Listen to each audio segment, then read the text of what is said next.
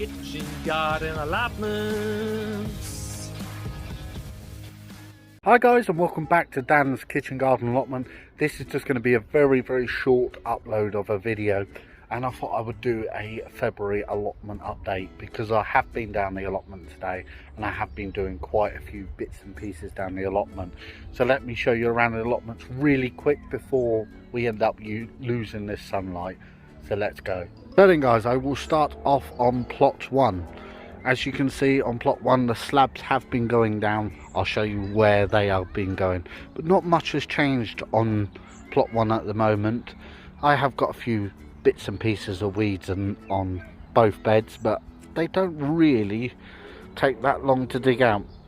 As you can see, I've been sorting out my compost bin in the last few days, and it is producing absolutely perfect compost, so it seems to be working.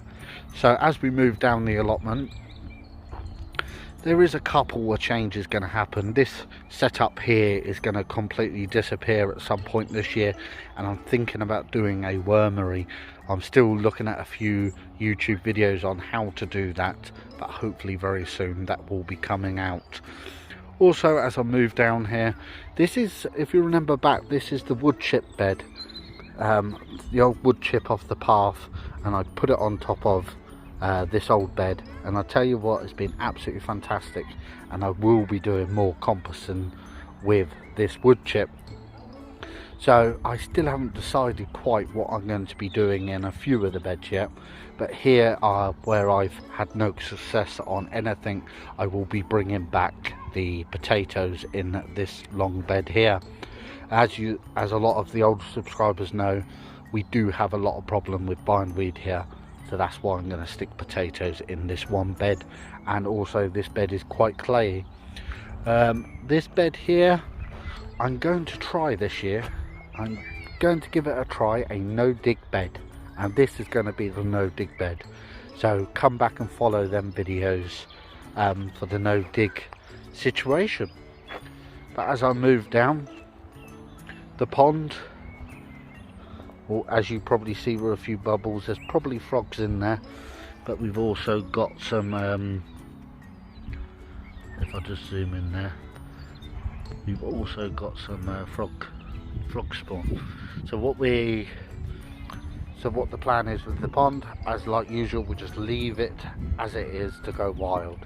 You can see how much water we haven't, how much rain we haven't had in the last few days, because how dry the pond is, and we don't touch this pond at all, and we don't obviously touch the surrounding area of it all being overgrown. But yeah, as I move to this section here, the rhubarb is just starting to show its head. I'm praying we don't have any snow because it'll completely ruin it, but maybe we might have an early crop. This section has got to all be cleared out.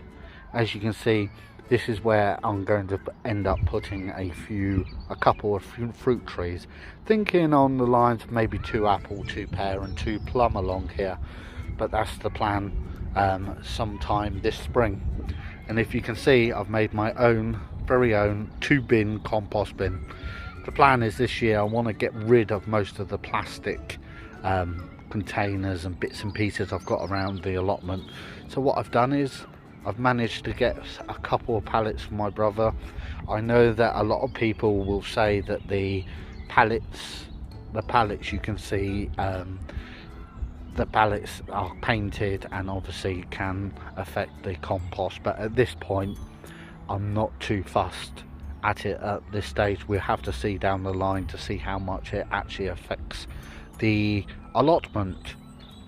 But if I turn the camera, let the camera look down, as you can see from the previous videos, got the brand new shed there for people who hasn't tuned into the video before.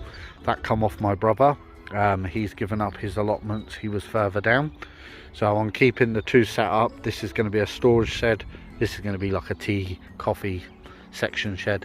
So let's head it over to plot 2. Then as you can see, the light is going, but I'm trying to be quick as I can. Plot 2, this is where all the work has been done today. The idea is here I haven't dug this all winter, and we had probably about 2 foot 3 foot of weeds, so I've managed to knock it all back. As you can see, I've put some black membrane down, and the idea of is from this shed here to this brittle pathway. This will just be used as a storage area. If I've got any compost or anything I need to put on there, I can put it on there. As we move down, you can see I've got another bit of black plastic, because I found last year growing butternut squash along black plastic worked absolutely fantastic. So this is where my butternut squash is going to go this year, right along, so we have a brilliant crop of butternut squash. As you can see, I've managed to turn all this 2 foot 3 foot of weeds into viable, actually it's not too bad compost. It's actually not too bad soil. It's pretty flaky and it's worked absolutely fantastic. I'll probably have to go through it again before the spring, before we start setting seeds and planting bits and pieces out. But the plan along here will be for my parsnips, my carrots, my Brussels sprouts and a few cabbages. That is all the plan here. As I've got 2 allotments, I'm going to spread it out a little bit and be able to work the land, and if I have any overspill of any vegetables, I can just place them in here in a long row. Up here, this is the only bit I haven't touched today, and this is where the pumpkins go. I don't really need to touch anything here.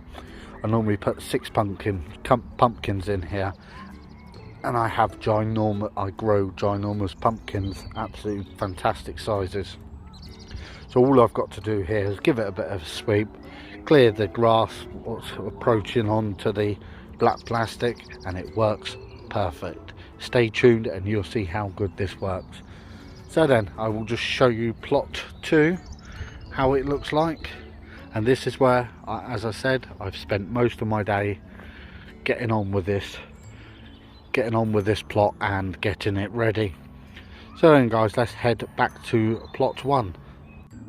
So then guys, as you see the allotment, yes, I have been busy. I have been down here doing the bits and pieces, but I've also been doing other bits and pieces as well. I've been trying to get the house ready and bits and pieces. I had family visiting from abroad the other day for the first time in 4 years, is it, since COVID? But they've actually been able to come over and visit. So I have been quite busy. I've also got a few health issues at the moment which I'm sorting out, and I've decided to get back down the allotment and get on with the work that needs to be done within the time I have to do it.